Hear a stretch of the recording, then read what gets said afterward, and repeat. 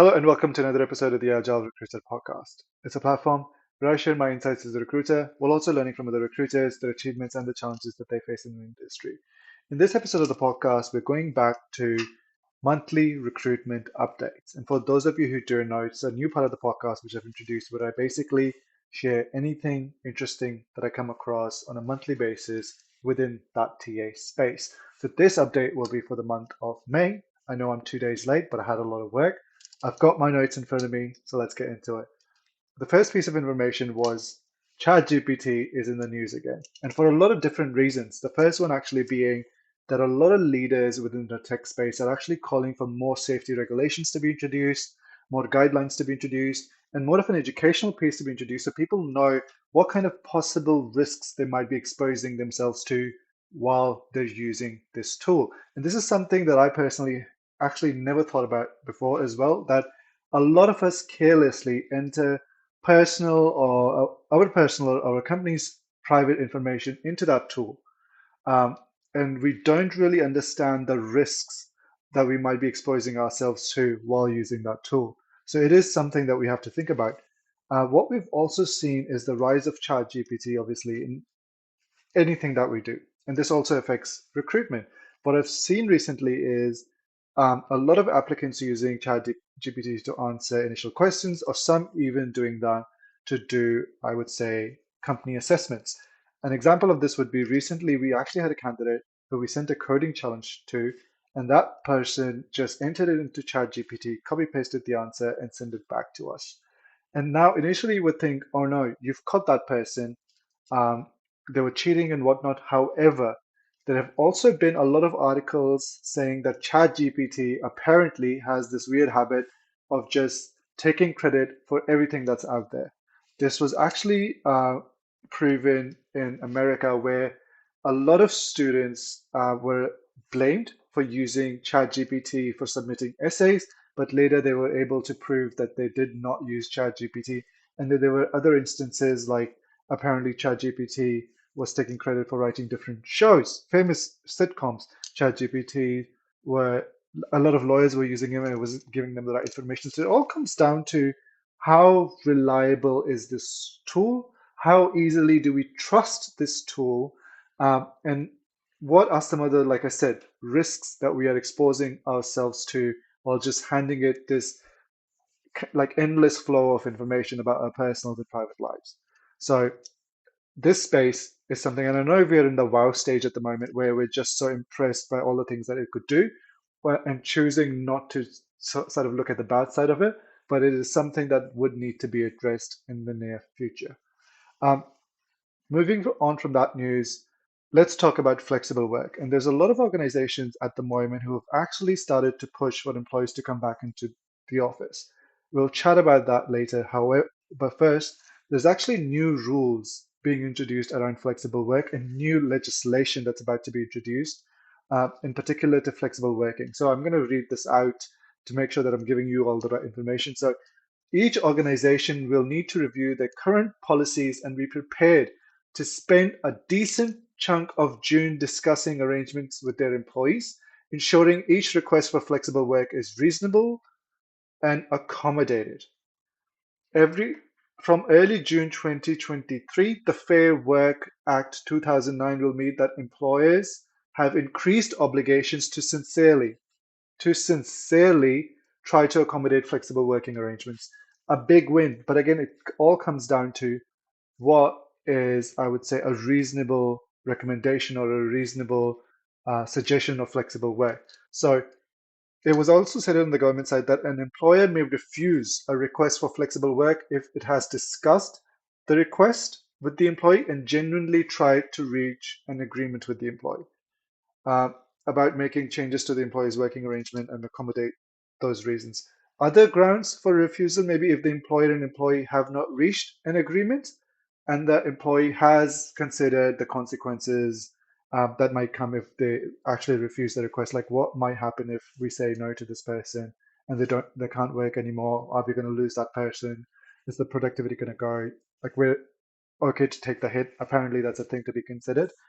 Um, and or the refusal is on reasonable business grounds. But again, it all comes down to what is reasonable business grounds? And this is where it gets, I would say, it turns into a bit of gray, where I could literally say, hey, because of the cost of living that is going super high, interest rates are going really high, cost of transportation is going high, cost of food, lunch, breakfast, whatever, everything's through the roof. I need to save as much as I can.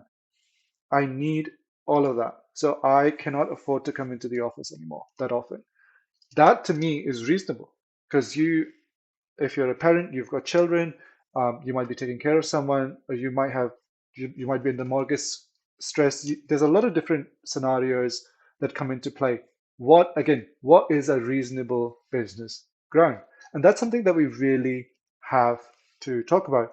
Another interesting thing in this law would be an employer cannot deliberately delay the decision for an employee to know whether their request has been approved or not. And this is a great step where an employer won't be able to kick the bucket from one person to another and just delay the whole process. Hey, it's been considered, it's gone to approval there. They would need to give you a specific time frame, like this is how long we're going to have this discussion for, and this is when we'll get back to you with either granting you your request or denying it, and on what grounds as well. So I would say that it would be considered a win. Now, let's go to some of the organizations that are really pushing to come back into the office. And surprisingly, it's the four big banks. Combank, ANZ, um, and NAB all announcing that you have to be in the office for at least 50% of your time. With NAB going a step further and saying that all their senior leaders have to be in the office 5 days a week. And let's step back and understand this a bit. If you're saying senior leaders have to be in the office 5 days a week, will those senior leaders tell the managers reporting to them that, hey, you have to be here? And then they'll tell their team, like, hey, you have to be here more as well. So it's sort of a trickle down effect that will come down. And I don't know, like I always thought it would be a no-brainer to see, hey, cost of living, everything's going up the roof. People are struggling at the moment.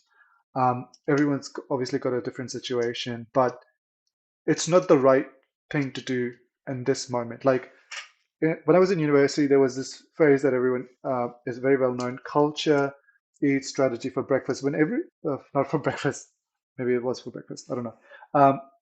Everyone now that they're used to remote work, now this like integrated with their lives. You can't just like do a whole 360 out of nowhere and be like, hey, come back to the office now.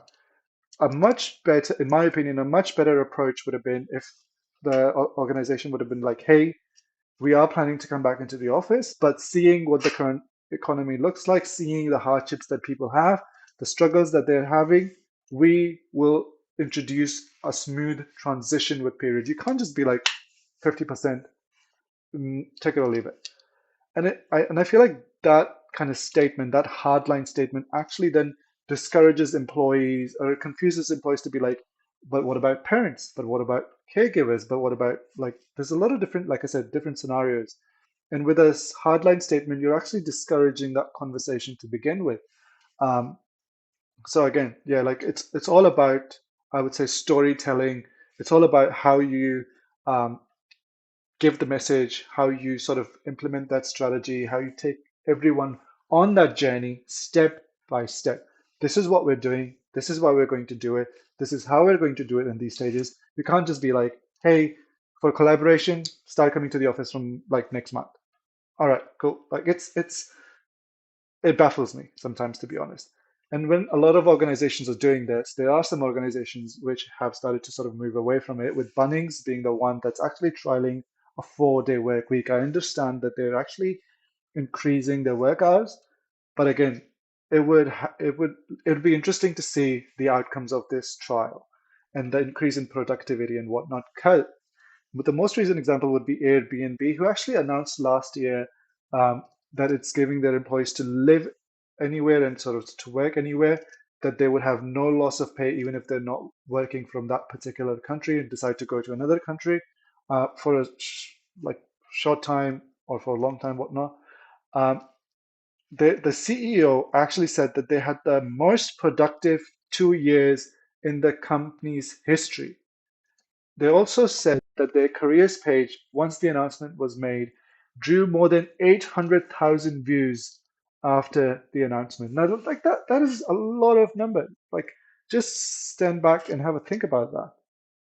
Like, this is what employees really want. This is how you really, when we're all in recruitment talking about, like, we really have to cater to the candidate experience. We really have to start going to them rather than having this mentality that they should make sacrifices to work for us. However, I feel like now that COVID is behind us, we're going into back into that mentality where it's like you have to make sacrifices to work for me, and it's yeah, again, baffles me. Not happy about the situation. Can go on and on about it. The last piece of information or article I came across was actually very interesting. The article was posted in 7 News. The title is, and I read, "He was turned down for more than 100 jobs, then he changed his name." And this article is actually highlighting the level of name discrimination which is currently present in recruitment in Australia, um, and how it all came about that there's a graduate who has experience in a major bank and has a Master of Accounting, couldn't even get an interview until he changed his name on his application. And the stats actually show that applicants with ethnic names are 57% less to be considered for leadership roles and 45% less likely to be considered for lower job positions. This study was actually published in the Leadership Quarterly, where the lead researcher was actually investigating the level of name discrimination in Australia by submitting mock-up job applications for positions advertised in Sydney, Brisbane, and Melbourne. And the result actually proved that discrimination was widespread in the Australian job market. And to be honest, this comes as like no surprise. I remember when I was in contact center recruitment, I had a friend who used to work for those government employment agencies, and they used to encourage people to change their name. It's like an open secret where they're like, "Hey, if you're using your real name for some reason, which is apparently everyone's on board with, you will not be considered or you will not have a fair go at this job because of biasness out there." It is not a nice look. We in recruitment really need to do more. Um, Again, well, that's all I had for this month's monthly recruitment update. Thank you so much for listening. I hope you enjoyed it. It'd be great if you could show your support by subscribing to me on YouTube and on Spotify. Um, Thank you so much for listening, and I'll catch you in the next one.